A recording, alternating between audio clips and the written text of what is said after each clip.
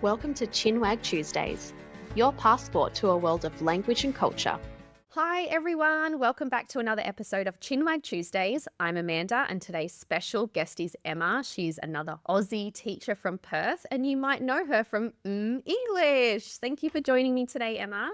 It's so good to be here. I'm really looking forward to the chance to have a chinwag with you. Me too, it's so exciting. A little bit fangirling. Vice versa. All right, well, maybe we can get started with a bit of a self-introduction.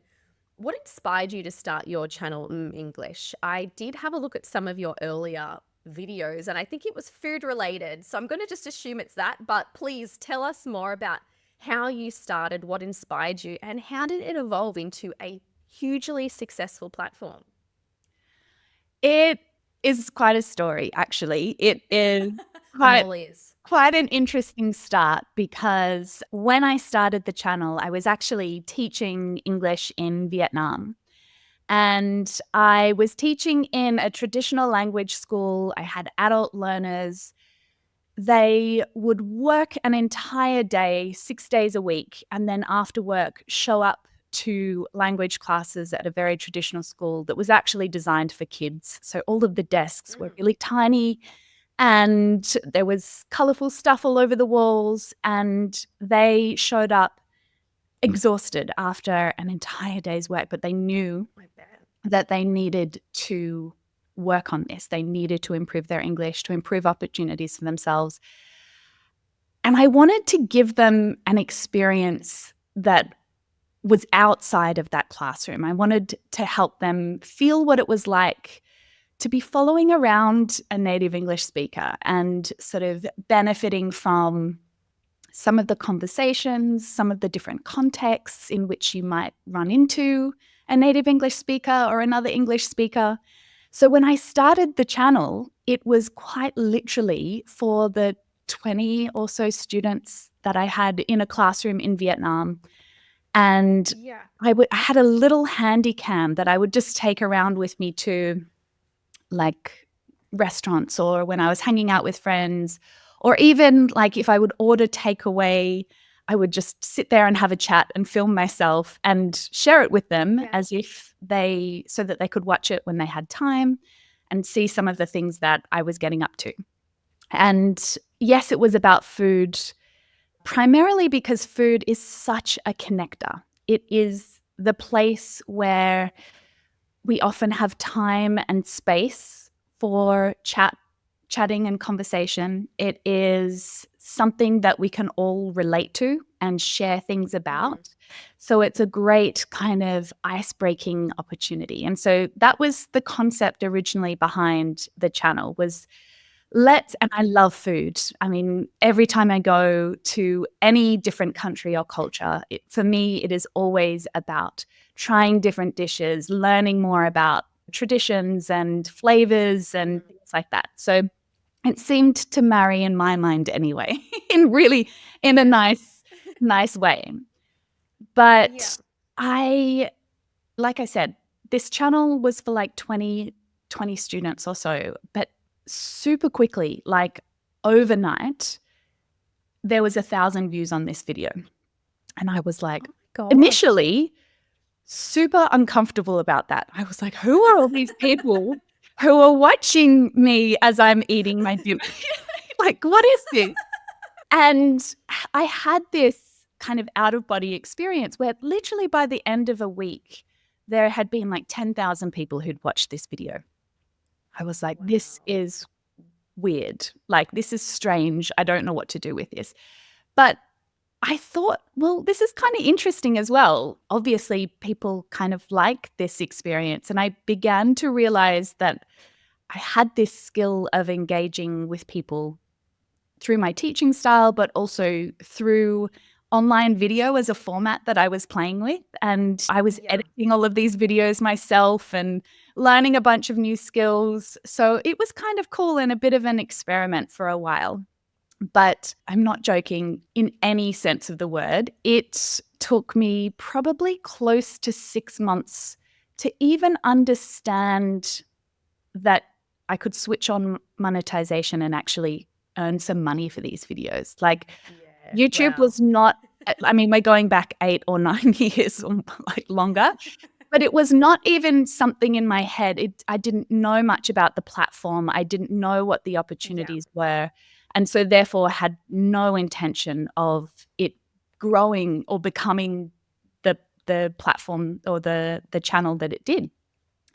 So yeah, it was very organic, the start of Yeah. English, and very much process of experimenting and kind of finding out what people were interested in and creating different types of Yeah. content. And yeah, so it's a very natural beginning of English, but yeah, it certainly grew to something well beyond what I had even dreamed of in my mind at the start. Yeah. Yes. Oh my gosh. Insane. And you've got what? I was looking the other day, like 6 million subscribers on English, which is just wild. Like 6 million. That's crazy. Yeah, it really is. I mean, on the one hand, it's crazy, and then on the other hand, along with all of the other English teachers who are contributing to that space, it has created, and you yourself with podcasts, with your channel, with your Instagram account, it's created a space that is like the original concept of what I had for sharing a little pocket of like my existence with my students, but just exploded it to well Yeah. beyond any classroom or any country, or Yeah. you can find and align yourself with any English teacher or anyone who shares an interest with you and use that as a tool for learning and growing, regardless of Yeah. where you are, how much money you have, whatever's going on, you have that opportunity. And that's such an Yeah. exciting sort of time to be learning a language, right? Yeah, yeah, definitely. And so I know now that you've started your female community, Hey Lady, which we'll get to in a minute, but something I've just thought of, how did you kind of make the decision to stop posting on English and focus more on Hey Lady? Because that would have been a really tough decision to make because you have grown that channel for like 8 or 9 years. So was that a hard decision to make? Yeah, it really was. And it was something that I grappled with for a long time. Yeah. It felt like a betrayal. It felt like I was letting myself down as well, because at that point in time where I made that decision, I was not in a very good space mentally in terms of the number of different projects and things that I was working on, the responsibilities that I had, the things that I was trying to create and contribute to. And, you know, I guess there's a amazing expression in English that is, when you're spinning too many plates, you're trying to keep too many plates spinning, and at some point everything kind of crumbles and comes crashing down. And I could sense that moment coming. And so it really was a choice between one or the other. Like my capacity to do Yeah. one thing well was limited. To be trying to do multiple things at the same time, I wasn't showing up in the way that I wanted to. With both of those businesses being run in parallel, I just had to make a choice. And you're right, it was really hard. Hey Lady it was born from and created by everything that was happening with English. And when I made the decision to step away, it was not forever, but it was with a really solid intention to focus energy in this place for now and Yeah. see where the next opportunity kind of presents itself to reignite what was happening at English. Yeah. I want to say I can understand a little bit because I can, but not at the same scale. But as you know, I live in India. I wasn't allowed to work for a number of years because of my visa restrictions. So I was bored as fuck. And it was during COVID. I needed something to do. So I created a YouTube channel about my life here, just trying to share all different aspects because at that time I'd also been diagnosed with a mental health disorder. So I wanted to share my experiences around that, mostly with family and friends. And I was posting one video a week, and then I made the conscious decision about a year ago to actually stop posting on that. So it's called G'day Namaste. It's a blend of my two worlds. And I found myself creating videos just for the sake of it, and I wasn't getting enjoyment out of it. And I knew that I had to invest my energy into Aussie English with Amanda because this is my brand, it's my business. And G'day Namaste wasn't really serving the same purpose anymore because I wasn't bored anymore. I had a job building up my career. And yeah, I remember making that decision, and it did feel hard, but I'm really glad I made that decision. And I still get comments now and then saying, why did you leave? Come back. And I'm like, well, you can follow me over on Aussie English with Amanda and you can see what's happening over there. I think that's the hardest thing about having an audience online where people grow accustomed to seeing you. For me at English, it was every week. It was every week there was a new video, and there had been students that had been following me for years. And in that context, these individuals, every one of these subscribers is a real person with a real life working towards goals and dreams and doing things, and you're a part of that. And so it becomes like habit and routine, and I imagine must feel like a friend sort of saying, do you know what? We're not going to see each other anymore, and I'm going to do this other thing. And I'm so conscious of the fact that is such a kind of distressing place to be in for someone who has that familiarity.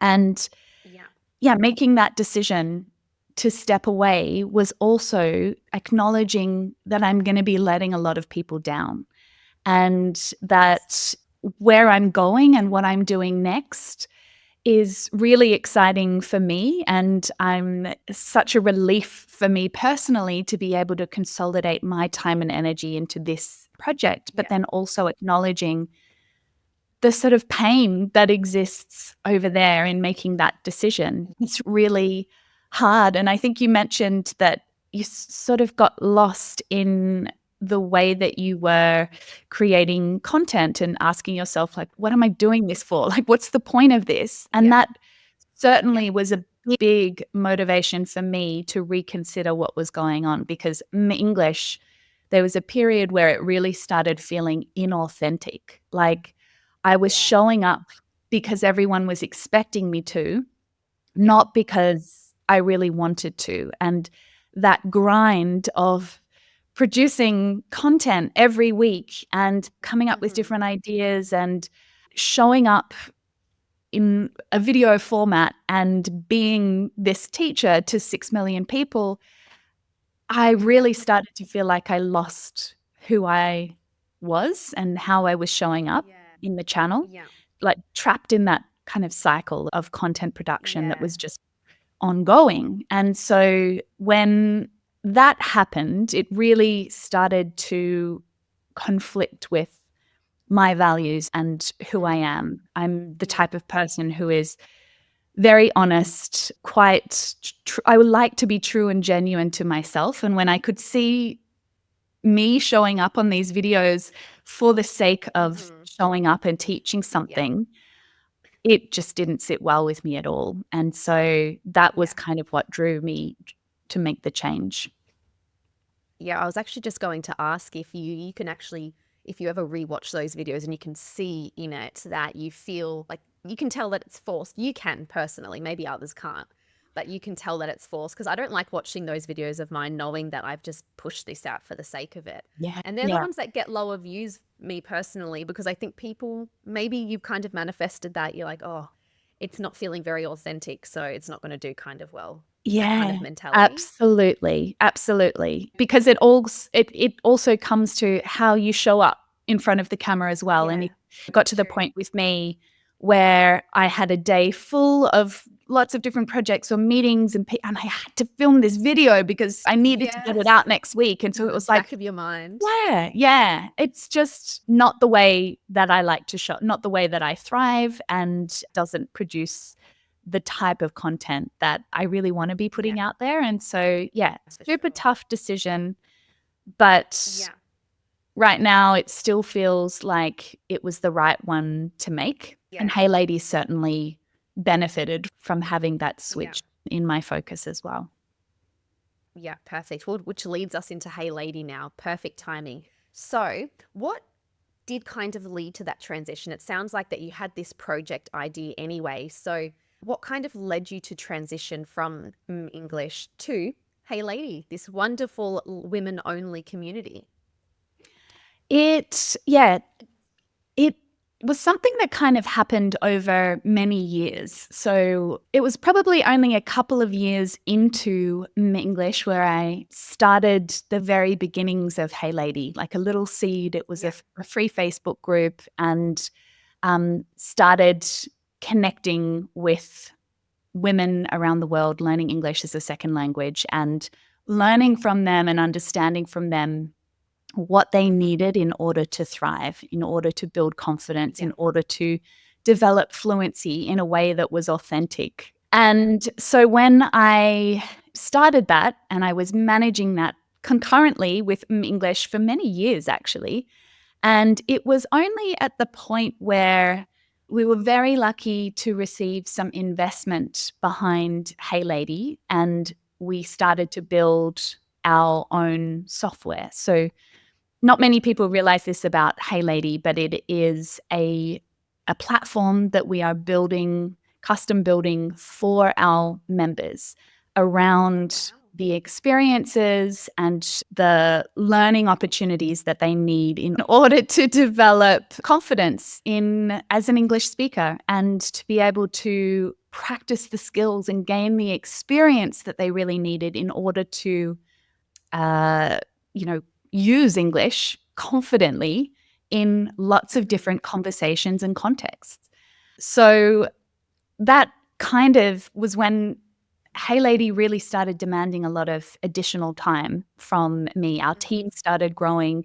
I had to learn a lot of new skills. Instead of just being the teacher, I'm also our community manager. I was building and contributing to software development and user experience design. And of course, our coaching team within Hey Lady, we have a group of amazing English coaches who have created lots of interesting experiences, live experiences inside Hey Lady.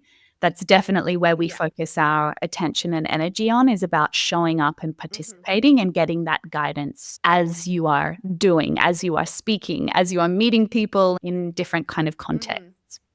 Yeah, so hopefully that sort of explains a little bit about how that transition happened. But yeah, it was definitely like it sped up at the point where Hey Lady started transitioning from being like a language learning space to an online community software development tech startup space. Yeah, my gosh, that's incredible. And so, how many members are in Hey Lady at the moment?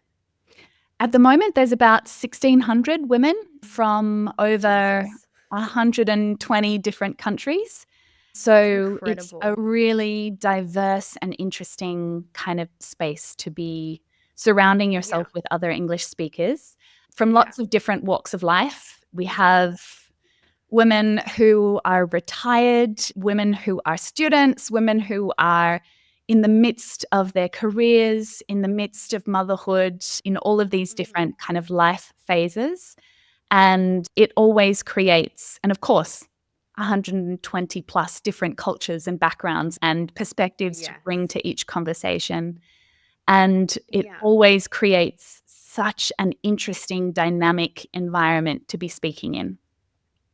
Yeah. Yeah. Wow. 1,600 people. That's amazing. Congratulations. Thanks. And how many people do you have on your team then to try and to help you with this massive community? It sort of fluctuates because we have some contractors, but we also have some sort of permanent regular staff as well. So it's anywhere between 15 and 20 at the moment. Obviously, there's a chunk of them that are our software development team. We have our coaching team. We have our administration and community team, marketing team. So there's sort of a few different groups that are all working collectively on different projects within Hey Lady at the moment. Yeah. Wow. Now I'm going off topic a little bit here because I've just had a question pop up. Are you actually from Perth or you just live in Perth? No, I am originally from Melbourne. And so my family's in Melbourne. I'm always going back to Melbourne. And we moved to Perth, it's almost 12 years ago now.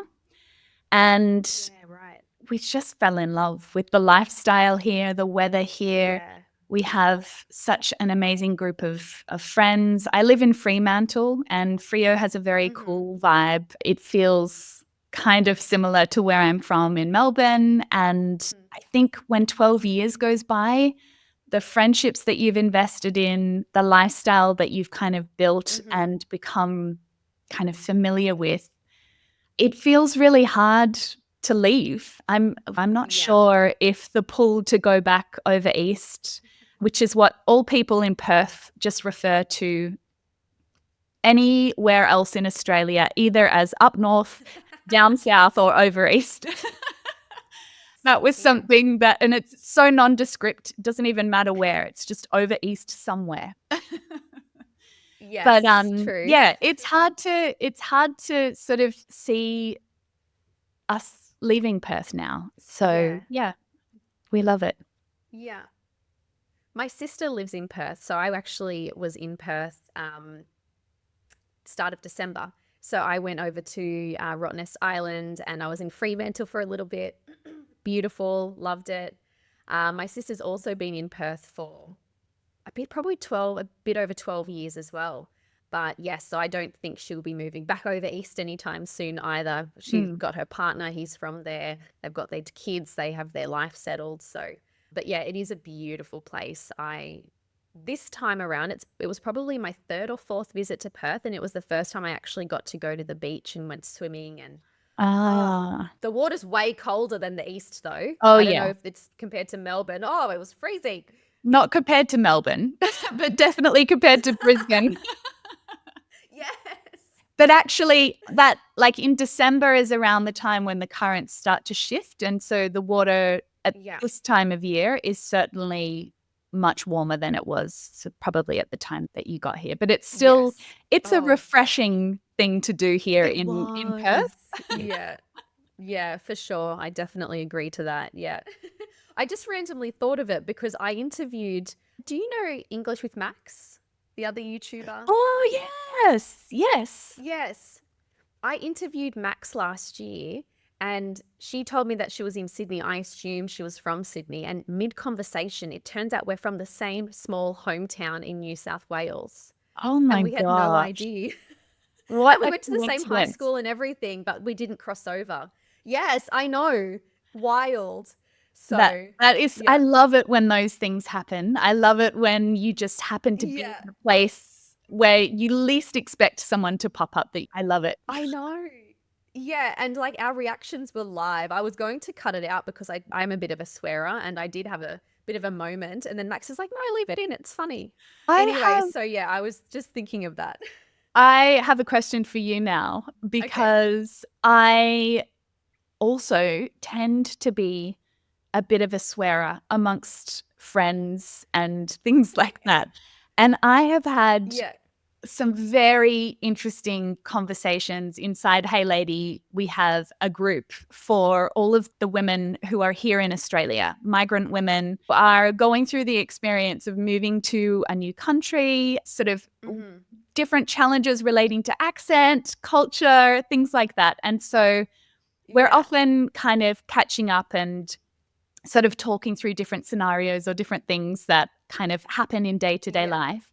And this concept of, oh my God, Australians swear so much in contexts that you don't expect them to, like you expect swear words to come up when you're angry or it's a negative kind of situation. But God, Emma, Australians swear when they're just asking how you're going? Or like, what did you get up to today? And they're just dropping these words in. And it's so interesting culturally to sort of accept that it's a way of life in Australia. And the sort of sooner that you understand that the context is not always negative and that there's lots of different situations where swearing is completely acceptable and normal, even to the extent where you're at work, maybe speaking with colleagues or, gosh, even your boss. Like there are certain contexts where it would be absolutely normal to hear Australians swearing at each other in that way. It must be so interesting for you to also be kind of teaching that nuance and that context to your student as well. Yeah, definitely. It's actually quite funny because even though I say I'm a bit of a swearer, have you heard of the Australian comedian Monty Franklin? No. So he just did a tour, an Australian tour, actually world tour, but he was living in the US. I don't know if he's going back, but that's where he's been based. And he realized that people were getting a lot of kind of enjoyment and finding it very funny, the differences. And he didn't realize the differences, just little life differences between Australia and America, things that we do, the bonbons or the crackers at Christmas and wearing the Christmas hats and all that kind of stuff that they might not do in America. And he turned it into this whole comedy tour. And now it's his thing. He kind of, got famous from sharing the funny quirks that Aussies have. So he just happened to be doing his Australian tour when I was back in Australia last year, and I took my mum with me. And I thought I swore, but the way he was swearing, I was like clutching my pearls. Like, I was like, all right, maybe I'm not as much of a swearer as I thought. Anyway, it was just really funny to hear the other side. But yeah, you're right. It is very different, and it's something that I do try and tell my students that if it makes you uncomfortable, you don't have to speak like this, but it's important to understand that this is how it is. And like you said, you might hear it in the workplace. If you do a good job, your manager might say, that was bloody brilliant. Something bloody, some people might not feel that's a swear word, but then you have some more conservative people who think damn is a swear word. So it's very mixed, and it's not an easy answer like, yes, we use this, no, we it's not don't clear in cut. these situations. Yeah. Not And at all. it can be really difficult as a non-native English speaker to try and incorporate that language into different contexts because there's so much nuance around it in terms of tone, in terms of what topic is being discussed or how the message was delivered to you. And if you're not necessarily kind of vibes, then you can respond in a way that doesn't quite fit. And I think that's really challenging. One of the things that I always teach to my students is that to let yourself kind of be guided by what's happening around you. And if it becomes really obvious that actually in your office, everyone has this sort of jokey relationship where they sort of swear in relation to certain things, use those cues to kind of prompt you to look a little further into what's happening there and what it might mean and go from there. But it's so dangerous to just try and apply that language randomly and see what happens, because you're right, there's going to be people who really are not used to hearing that or kind of feel like it might not be appropriate. Anyway, we could talk forever on Australian nuance, honestly. I know, it's so true. Actually, I do agree with you on what you said about how you tell students to kind of watch and see what's happening. I always tell my students, people watch. You're in a workplace, watch how your colleagues interact, watch how they speak. It really depends on your work environment. I've worked at places where there's no way I would go up to a manager as an intensifier. But then I worked for workers' compensation before I moved to India. And the managers, like, we would drink on a Friday night after work, and it was much more relaxed, and you would have those kind of conversations. Like if we're talking about an employer that was like giving us trouble, oh my God, he's being such a dick today. And you could say that to a manager, but that's not always the case because, again, it depends on your environment. If you work on a mine site, way different. Working out in those kind of areas, it's very situational. Yeah, for sure. All right, so back onto the topic now of Hey Lady. Tell me a bit more about how it helps women build confidence in speaking English. Like you said, you have 1,600 members, over 120 different cultures. So how do you kind of get them to build that confidence when they are from very diverse backgrounds? I think you've hit the nail on the head there. It's too easy to assume that every woman needs the same thing when it comes to building confidence. And it's not Yeah. a one size fits all.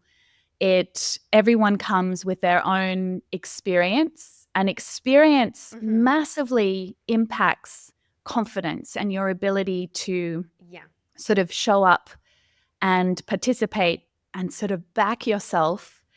And so Hey Lady really is about not just a single defining experience. It's about creating lots of different opportunities to gain experience speaking English, lots of different topics, lots of different contexts. It might be one-to-one, it might be in small groups, it might be guided by a coach, it might be something that one of our members is sharing and doing in the community themselves. And I think the best way to really describe or to understand language development, but also building confidence in anything, really, any skill, is when you think about like playing a game of tennis. And this is actually quite relevant because we've just had the Australian Open here in Australia, which is a big sporting event. And if you think about playing tennis yourself, firstly, your own level of experience. Maybe you've played a little bit, you've had a hit a couple of times with some friends. Maybe you've done some lessons and training and you sort of generally know the rules. Maybe you're quite serious.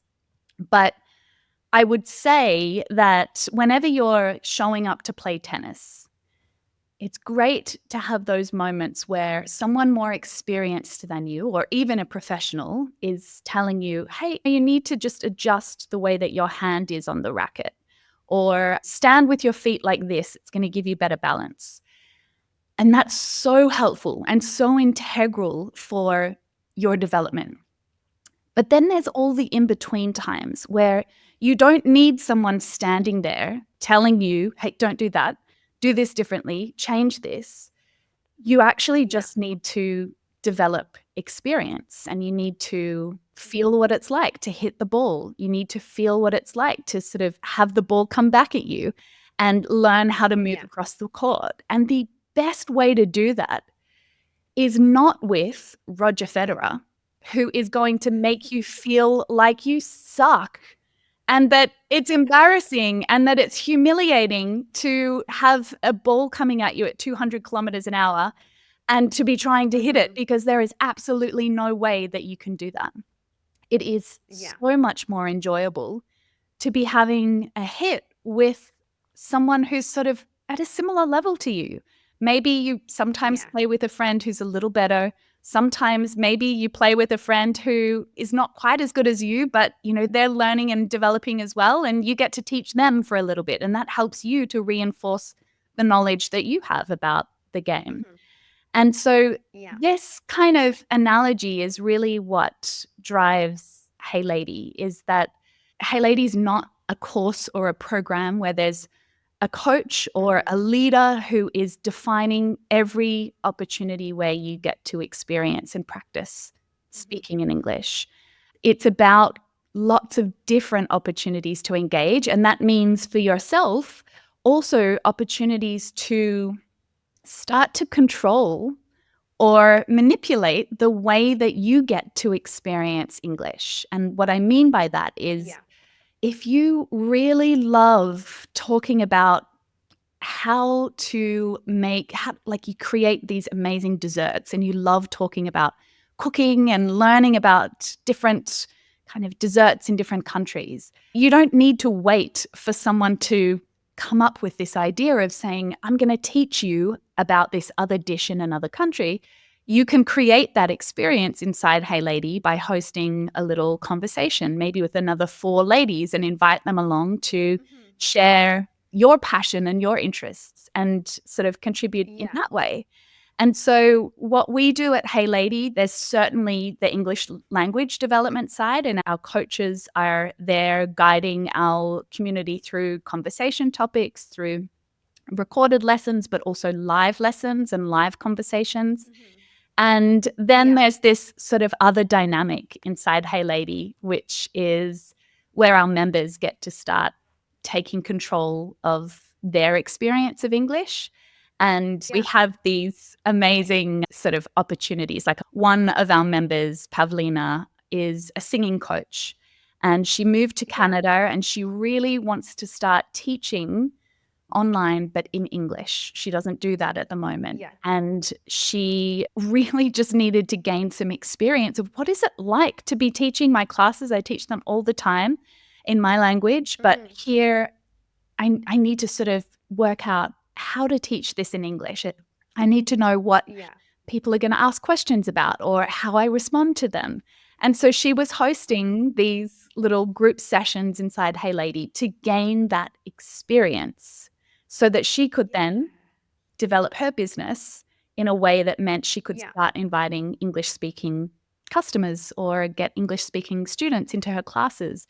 Just a little side kind of example of how much further we go beyond grammar and vocabulary inside Hey Lady. Yeah. That would be really cool. And what great experiences for the members as well. I love that. So kind of giving them those opportunities in a really kind of controlled and like safe space in a way where they can do these sorts of activities where they might want to gain experience or get some extra skills. And it is less daunting than going straight out there and getting those kind of paying customers. And they get that experience first. They can get that feedback. They can get that practice. It's really cool. That's the perfect example of that tennis analogy where it's like, gosh, if you just went out and like started trying to do presentations or run a class in English without having gained that experience or built that confidence around your ability to do that, things can go one of two ways. Either it's super successful or the more likely outcome is that it is super stressful and it actually turns you off doing that again for a period of time until you can kind of work your way back to the point of having the guts to do it. Yep, 100%. Yeah. So is Hey Lady your main project now? Do you do any teaching on the side or anything else, or is it all just Hey Lady? Yeah, Hey Lady is where it's at, and all of the teaching that I do is inside Hey Lady as well. Yeah, cool. We, like I said, we have lots of live classes and things that are running each week, and that's sort of where I spend my time with my team, developing content, developing experiences, and sort of running them for our community. Yeah, cool. One question I really love to ask people who have an online presence is trolling and online hate. So how do you handle these kind of challenges? Do you get it? Does it come? You seem like such a beautiful, sweet, bubbly person. I can't imagine anyone saying anything nasty to you. Yeah. So does it happen, and how do you handle it? Yes, it does happen. I think anyone in the online space will say it doesn't matter how nice you are, there's going to be people out there who think something different about you or choose to believe something about you. And my only strategy is to just ignore. I think when I first started out on my YouTube channel, mmmEnglish, I am the type of person, and I think most of us are the type of person who tend to be really deeply affected by negative kind of comments. Like one of the basic fundamentals of being human is you want people to like you and like how you contribute. And I think when people kind of push back on that, especially when it's in a way that is so unfounded in any truth or fact, it always has a really huge impact on me, and it consumes me. It's the type of thing that will sit in my chest and I'll be thinking about it for days, wondering if I should try and respond or say something back. It absolutely consumes me. But at some point, I can't pinpoint exactly where it was, I really just shifted my mindset around those comments. I knew that they were unhelpful for me. In no way did they help me to develop or improve or contribute something better in any way.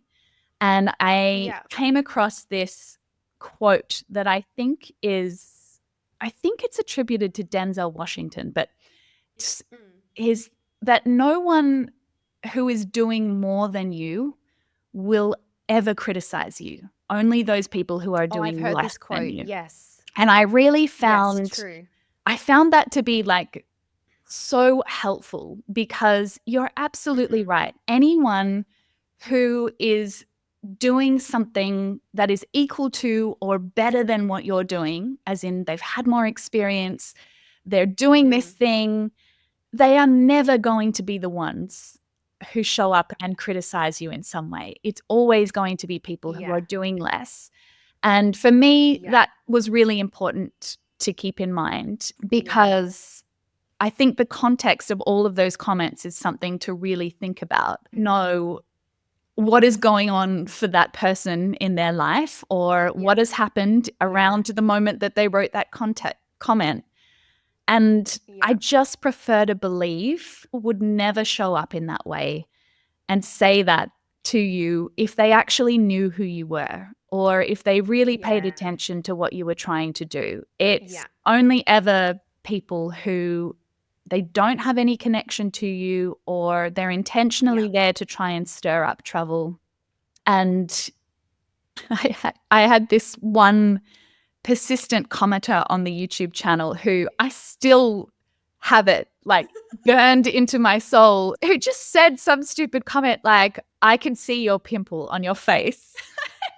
And that like stuck with me so much.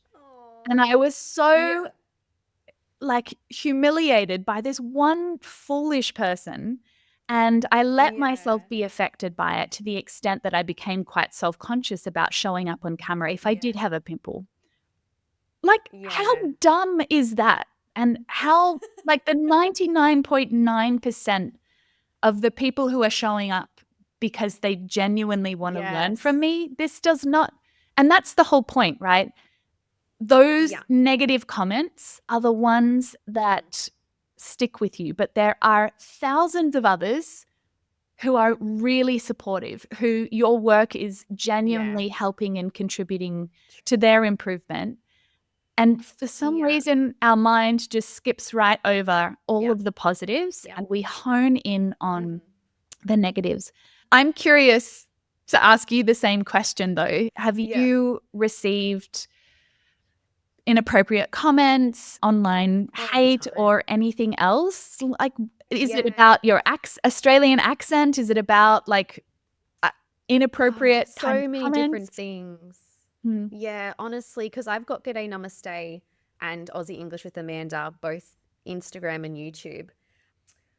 Before I got Aussie English with Amanda, I was getting a lot of comments on G'day Namaste about random things, swearing. Someone told me that I'm swearing too much, which was really funny. Then I've had people tell me to go back to Australia, but now I'm getting Australians to tell me to go back to India.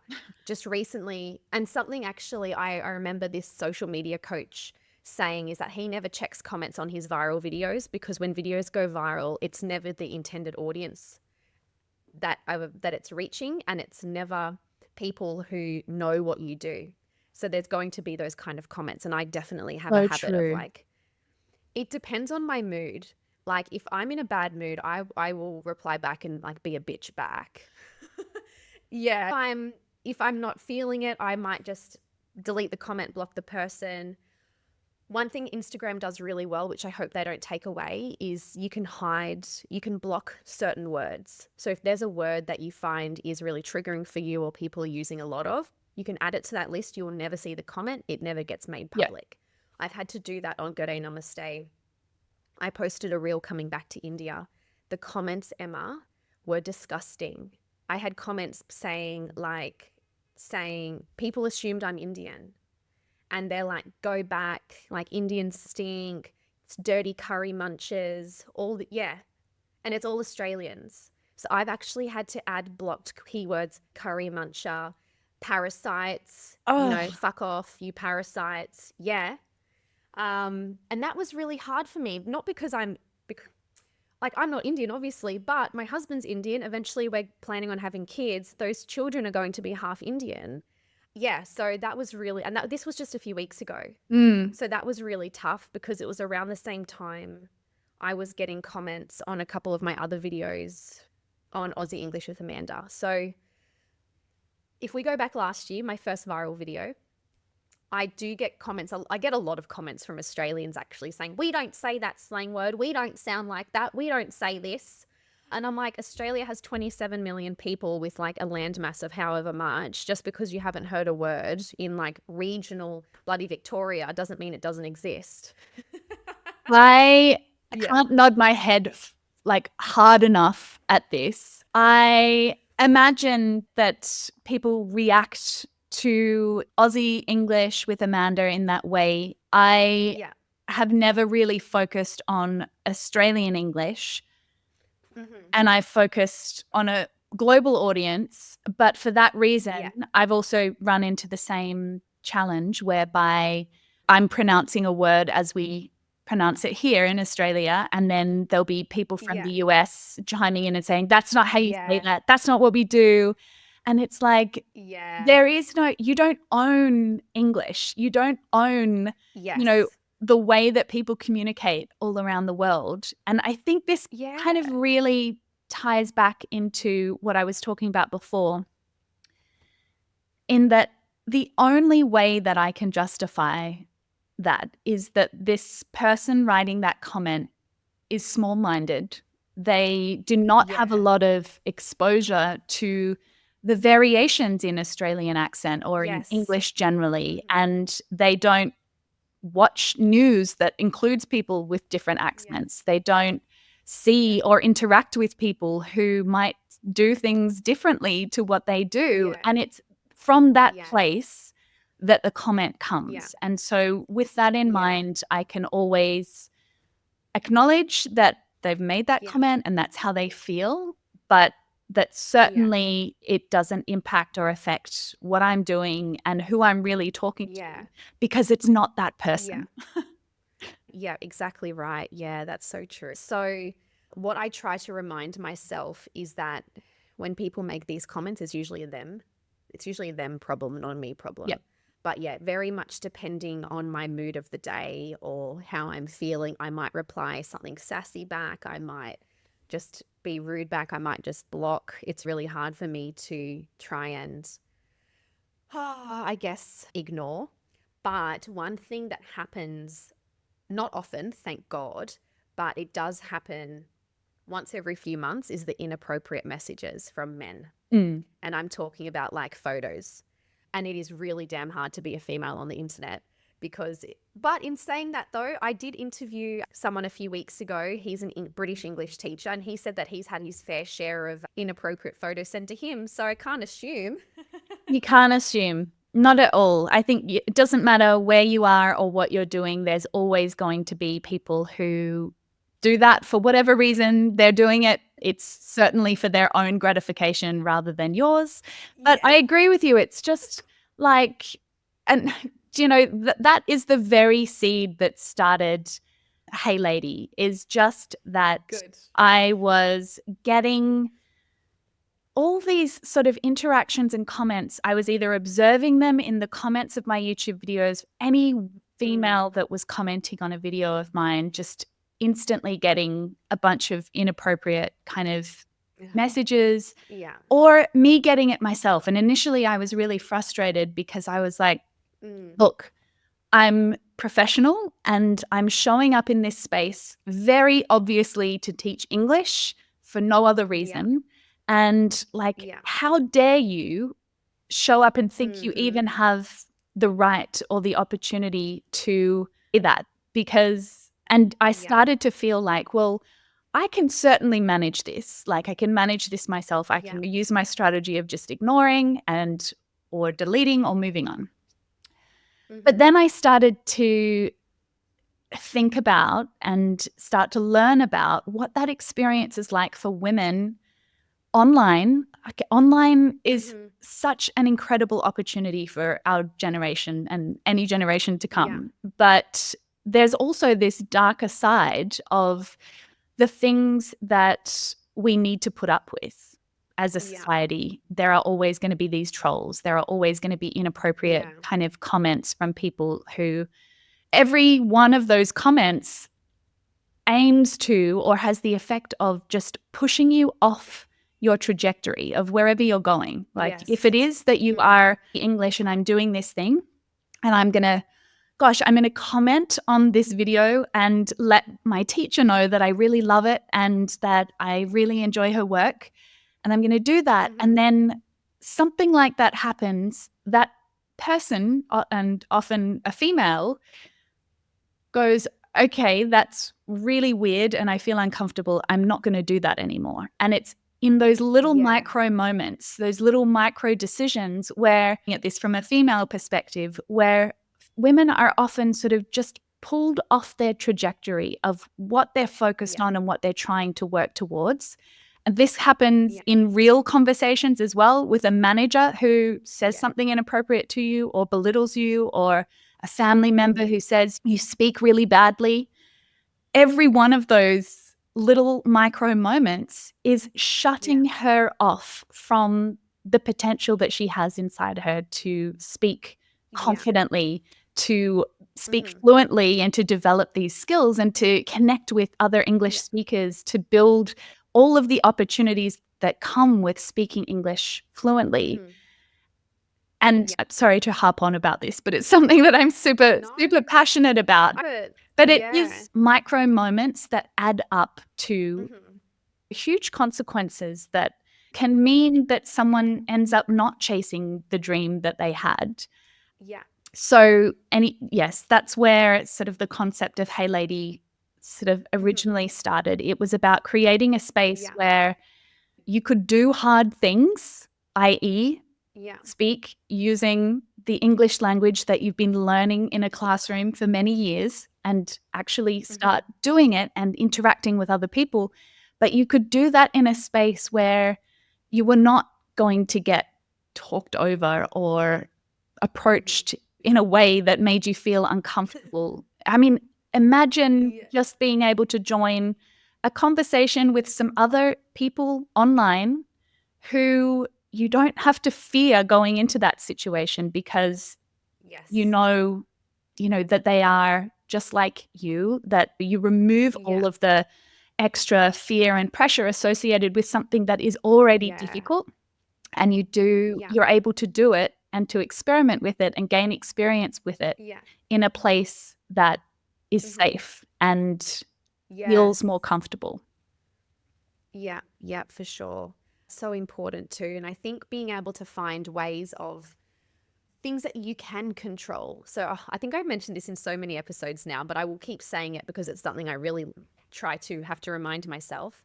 And it's something I talked to my therapist about last year, is that you can't control what other people do or say online, but you can control how you let those people into your world.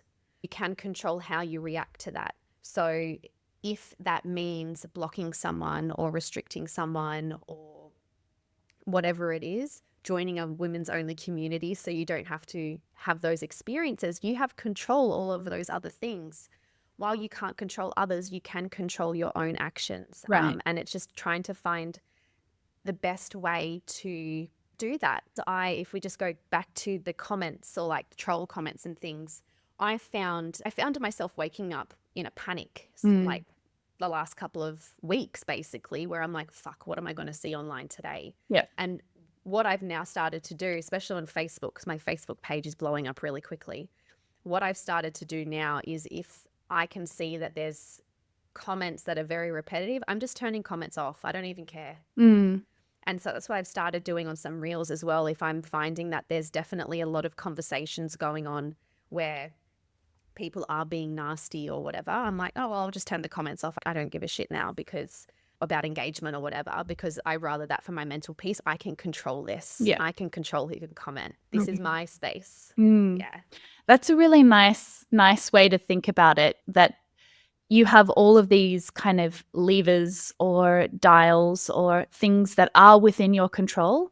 And you have the opportunity to not engage or to engage and to feel like, I'm sorry, but this is so out of control. I need to say something here. I need to put this right. And I need to let the other people who are here know that this is not okay. I've got to show up in some way. Whatever it is, you to move on from that.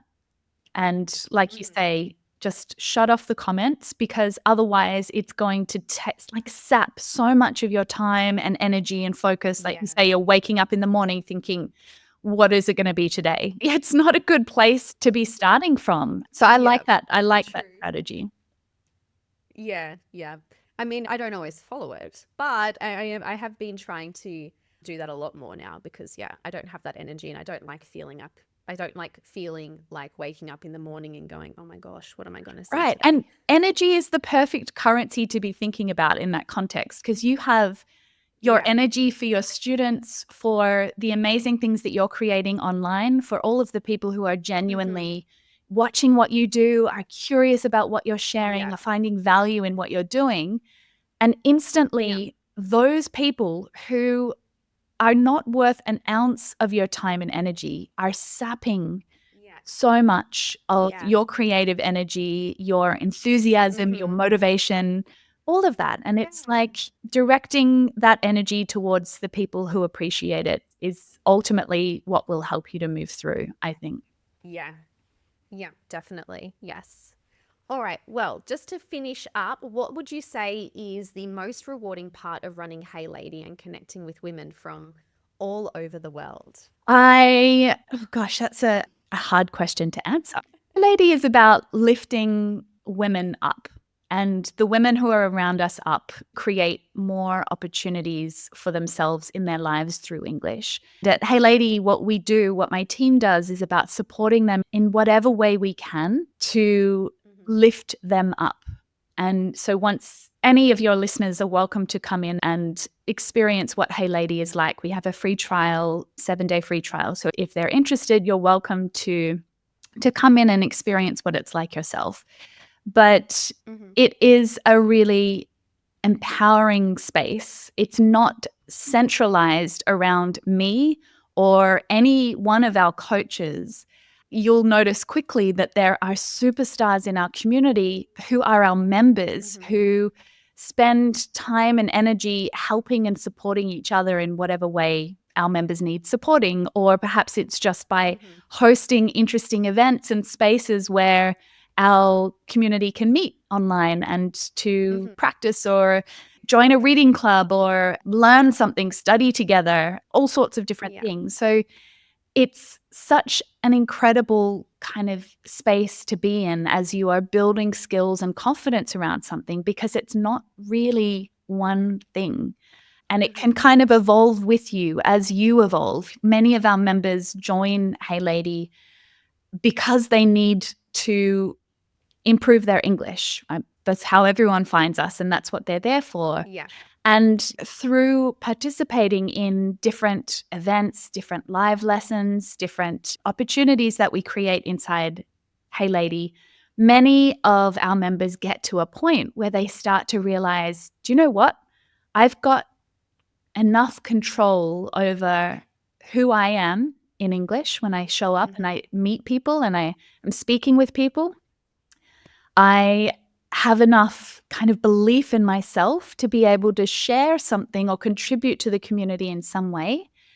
And that almost is the moment that unlocks one of the women in our community's potential, her full potential, is when she stops being just a student of English and she becomes a creator or a contributor in English, because she's defining whatever she's doing and however she's showing up in a way that is meaningful and significant to her. And I think that the faster that moment is really what inspires me every day to keep showing up for our community and to keep creating lots of opportunities at Hey Lady. Because at that point, as hard as it is to say as a teacher, and I'm sure you can relate, but we are trying to get our students to the point where they don't need us. Yes. It's really, our egos will tell us that we always need to be there and that we always need to be guiding and offering advice. But Yeah. actually, the moment that is most significant is when our student decides, I'm good. Like, I got this now. Yeah. And Yeah. that's the moment that we're trying to get our members to inside Hey Lady. Yeah, that's so special. Thank you so much for sharing. It has been so nice. Oh, thank you again for coming on today. It's been really great to chat and to finally hear all about how everything started. It's been really lovely having the chance to sort of hear things from your side as well. I have been really enjoying watching and listening to some of the content that you've been putting out lately. I feel like many of the things that we value in teaching our students and exposing our students to are very similar. And the way that you are showing up on your Instagram channel is super, super inspiring for me. I love getting little Thank you. insights and snippets from Aussie English and letting to sort of grow and explore with you. I think it's amazing that you're showing up in such an authentic way for your audience. I really love it. Oh, thank you. That's so kind of you. That was kind of the goal, actually. When I first started Aussie English with Amanda, it was that, oh, I need to get more one-on-one students, so I'm going to create an Instagram page. But it definitely grew from that, and that's not my goal now. My goal is to share as much as of Australian English as possible and to help people in Australia thrive, understand the language, the culture, the nuances of Aussie English or Aussie culture. And I really appreciate your validation. Thank you. You're welcome. You're welcome.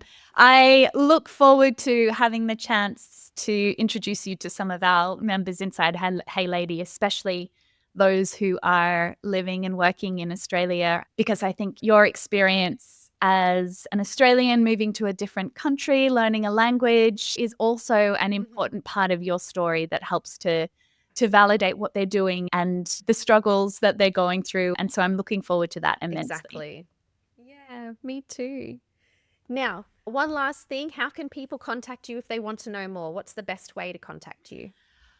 Oh, I would say through Instagram, either at Hey Lady Community or at mmmEnglish Emma. You can find me in either of those places. Perfect. Yeah, like I said earlier, if anyone's curious about joining Hey Lady, you're welcome to come and have a little poke about inside, join some of the events, meet some of our other members. And you can do that on, maybe I'll share the website with you so you can add it to the show notes. Yeah. Yeah, I'll definitely add it to the description. So yeah, you can send me any links you want me to pop in, and then yes, people can have a look that way. Awesome. It's been great. Yes, thank you again so much for coming. It's been so lovely. It has been. Thanks for having me.